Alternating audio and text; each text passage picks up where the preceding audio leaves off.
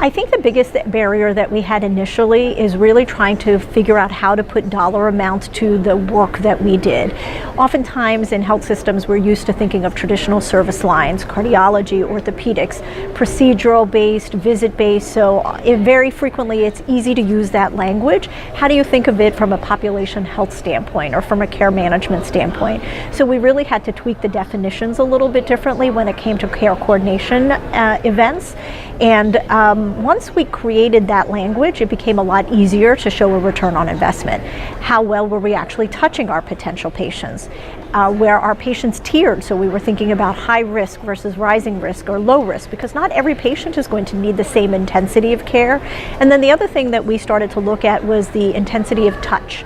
So for some of our patients, like our high-risk patients, they're going to need a lot more intensity of touch, as I call them. So for example, in a clinician's office, you're thinking about follow-up visits. Well, for our care coordination teams, it might mean those phone calls, or it might mean how frequently are they keeping up with the care plan. But all of those are actually touch points that you want to quantify.